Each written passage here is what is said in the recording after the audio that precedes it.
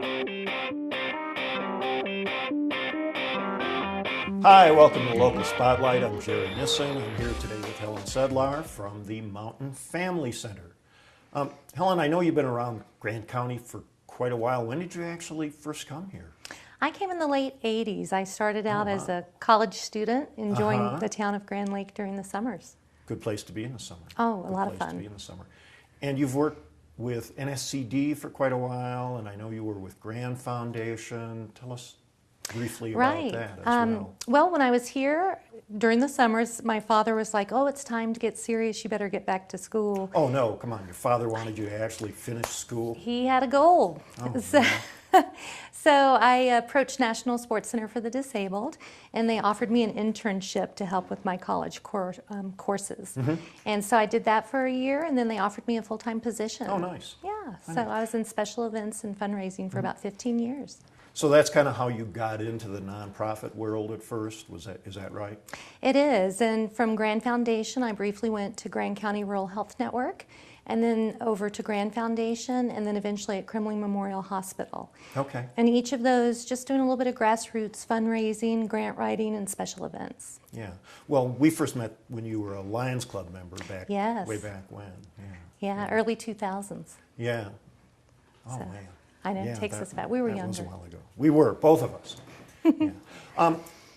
Tell me about some of the programs that you're doing. I know there's hunger relief is a big part of it. You've also got rent and utility assistance, which I think is interesting. Family development, health advocacy. Sounds like it's going back to your Grand County Rural Health days there. Definitely. And community programs as well. But the one that Mountain Family Center is really best known for in Grand County is the hunger relief and the food bank.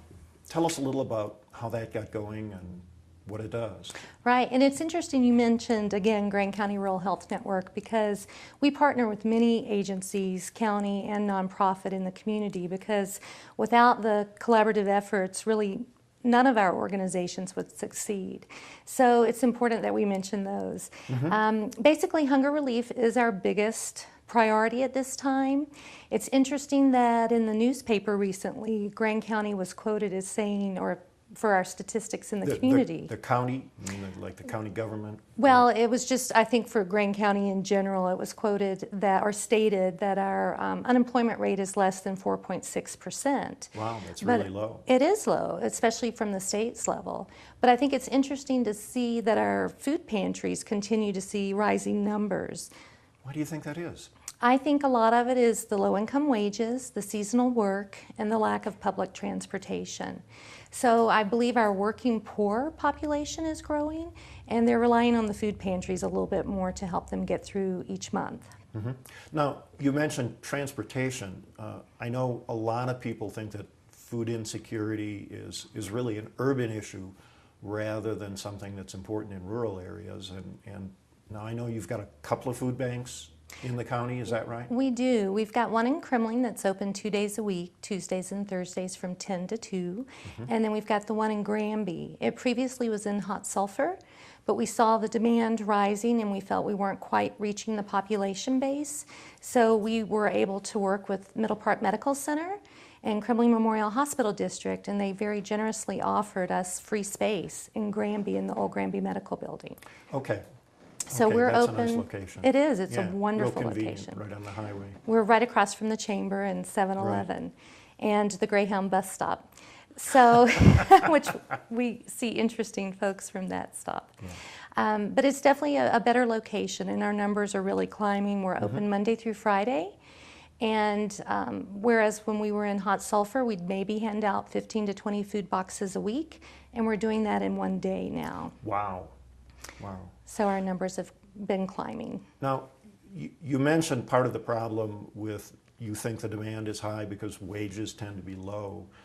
What else is driving it, that our unemployment is that 4.6% that you mentioned, yet the demand has increased?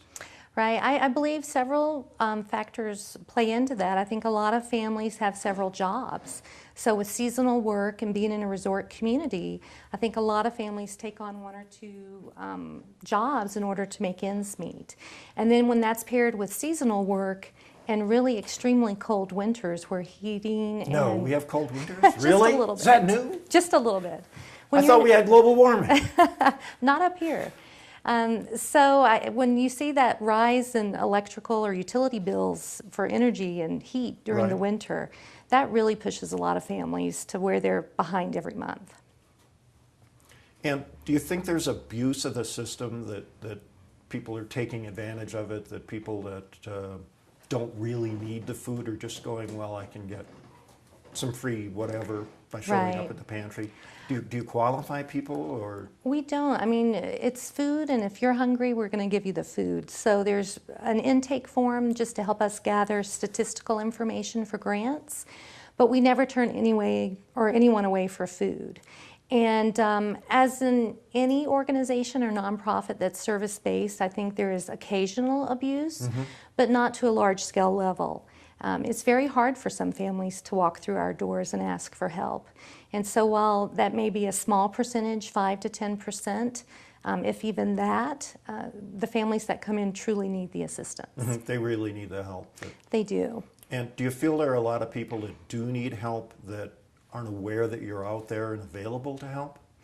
I think so, and it's opportunities like this, being here with you today, as well as getting the word out in the newspaper and with Facebook and our website, and just going to civic engagements and community fairs to let individuals know that we're around.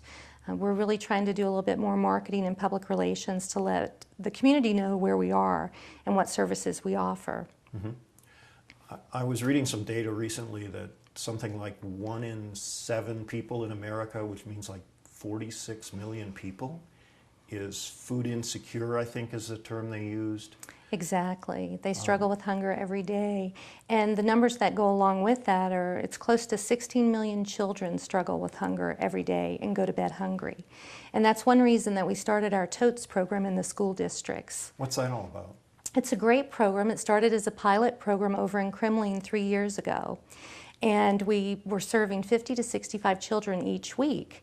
With Grand County having a 3-day school weekend, we realized that the children that were signed up for free and reduced meal programs are often having 3 days of not having any food or very little food to eat over the weekends.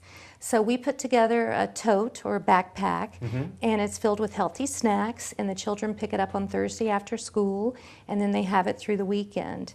Teachers have told us in Kremlin, since that was our pilot program, that they noticed children coming to school on Monday a little more focused, Right. not asking for food as much, and ready to learn, and missing less school days overall. Right. With interest from the other side of the community, the east side, they realized that we were doing a really good program over in Kremlin, and so we had requests to expand it over into East Grand. So you brought it out to the rest of the county? We as well. did. Good, Last good. year it expanded to serve 285 children with 5 elementary schools. Now, I know school lunches are available at reduced or free, even reduced Right. price or free for a lot of kids, and I know that really helps a lot of kids. Definitely. That's a great program.